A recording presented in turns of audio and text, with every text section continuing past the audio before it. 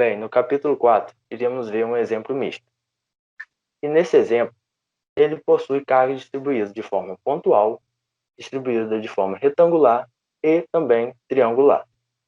Neste exemplo, ele já calculou as reações na estrutura, sendo aqui AY 13,5 kN e BY 13,9 kN. Nesse tipo de exemplo, faz necessário dividir em trechos também, na qual a gente dividiu aqui embaixo, dada a distância em metros. Bem, ao analisar o trecho 1, nós vamos ter o seguinte. Nós vamos ter que a força cortante no ponto E vai ser igual a Y, já que essas forças estão em sentidos opostos. Sabendo que a Y é 13.500 N, a força cortante E vai ser, portanto, 13.500 N. E o momento fretor? O momento fretor em E, a força cortante não exerce momento, mas a força Y sim. Portanto, o momento fretor em E vai ser AY vezes X, já que a Y vai provocar um momento no mesmo sentido do momento em E. Agora, para o trecho 2, nós vamos ter que a força cortante vai ser igual a Y menos 7.200, que vai resultar em uma força cortante de 6.300 N.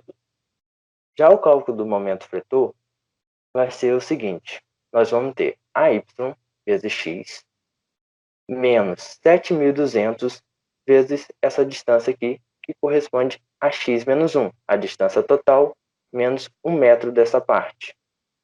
Com isso, no final, a gente vai obter esse seguinte polinômio aqui do primeiro grau. Agora para o trecho 3. No trecho 3, a inserção de parte da carga distribuída de forma retangular. E a gente vai analisar, então, a força cortante no ponto G. A força cortante no ponto G, então, será dada por 13.500 N menos 7.200, agora menos o peso total que essa estrutura aqui, distribuída de forma retangular, vai nos fornecer. E como eu calculo ela? Seguinte, é base vezes a altura, e seria equivalente à área do retângulo. Então, nós temos a base, que é x menos 2, a distância total menos esses 2 metros, corresponde a esta distância aqui, vai ser base, x menos 2, vezes a altura, que é 4.200. E, manipulando esta equação, chegamos a um valor final de menos 4.200x mais 14.700. Agora, para o cálculo de momento fretor, nós vamos ter o seguinte. AY vezes x menos 7.200, já que está no sentido contrário ao momento em G, menos 7.200 vezes a distância desse ponto até o ponto G, que corresponde a x menos 1, menos 4.200 vezes x menos 2, que é base vezes altura, que a gente vai encontrar a nossa carga pontual resultante, que estará bem ao centro desse x menos 2, e a gente vai multiplicar pela distância do centro aqui de x menos 2 até o ponto G. E essa distância corresponde a x menos 2 dividido por 2, como eu coloquei aqui. Com isso, no final, a gente vai encontrar essa expressão. Agora, para o trecho 4. O trecho 4, ele vai inserir essa carga pontual de 6.500 N. E a gente vai calcular a força cortante em H. A força cortante em H será dada por AY menos 7.200 menos 4.200, vezes a distância aqui, que é x menos 2, menos 6.500. E a gente vai encontrar uma força cortante de menos 4.200x mais 8.200. Agora o momento fretor.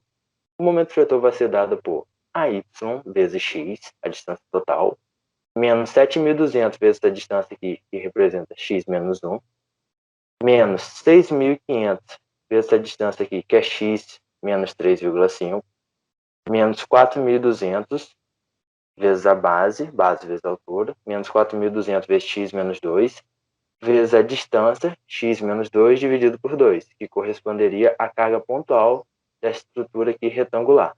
Ela estaria à distância x menos 2 dividido por 2, já que a soma desses dois trechos aqui é x menos 2. E com isso a gente encontra essa expressão final aqui. E agora, por último, mas não menos importante, quando há a inserção da carga triangular na estrutura. Primeiro a gente vai fazer uma relação aqui. É o seguinte, a altura do triângulo, que eu denominei como W, ela varia conforme a base varia. Então, como a gente tem lá o triângulo original de 5.300 N por metro a uma distância de 2 metros, quanto eu vou ter de fator de carregamento quando a minha distância for x, por exemplo? Então, a gente pode fazer uma proporção aqui, uma semelhança de triângulos, que, assim como 5.300 está para 2, W está para x menos 4, que é essa distância aqui da base do nosso triângulo. E com isso a gente encontra W, que é 5.300 vezes x menos 4, isso tudo dividido por 2. Então agora, sim, nós podemos encontrar a nossa força cortante. Nossa força cortante no ponto I será dada por, eu tenho AY para cima, 13.500, menos 7.200, menos 6.500, menos essa carga toda aqui, seria a base vezes a altura, como a base é 2 metros, seria 2 vezes 4.200, o que vai dar 8.400. Agora, menos a carga pontual que esse triângulo irá proporcionar. E qual vai ser essa carga pontual? Vai ser o mesmo esquema. Nós vamos ter base vezes a altura, sendo que agora é dividido por 2. A nossa base é x menos 4, vezes a altura que é w, isso tudo dividido por 2, como está aqui. Sendo que w é, como a gente achou aqui, 5.300 vezes x menos 4 dividido por 2. Ao substituir na equação, nós vamos encontrar, ao final, essa expressão do segundo grau aqui. Agora, a gente vai analisar o momento fretor. O momento fretor será dado por AY, vezes a distância total, que é x, menos 7.200 vezes x menos 1, corresponde a essa distância, menos 8.400 vezes x menos 3. O x menos 3 é oriundo porque essa carga aqui distribuída na forma retangular, ela vai virar uma carga pontual e ela estará em x igual a 3 metros, exatamente no meio desse intervalo aqui. E com isso ele vai estar uma distância do ponto I de x menos 3.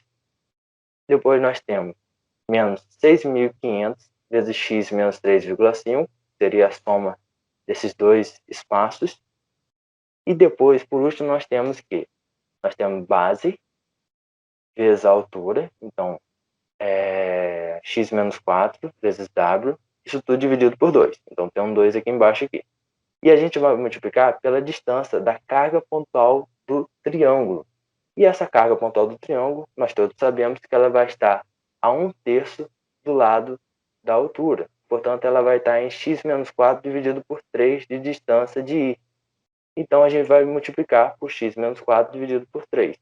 Então, no denominador vai ficar 2 e no outro denominador vai ficar 3, que vai resultar nesse 6 aqui, como pode ser visto.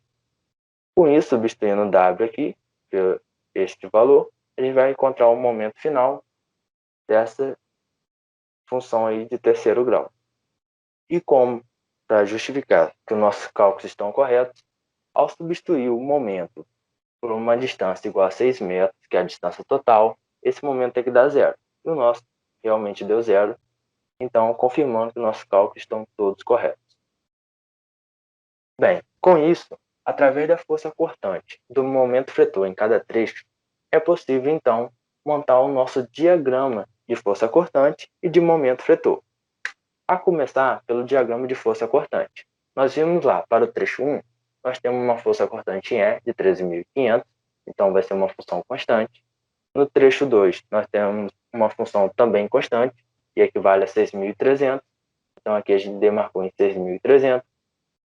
Já no trecho 3, nós temos uma força cortante em G de menos 4.200 mais 14.700, então a gente aqui demarcou uma equação do primeiro grau com coeficiente negativo, e em H também uma função do primeiro grau, coeficiente angular negativo, e no trecho 5 a gente encontrou uma equação do segundo grau.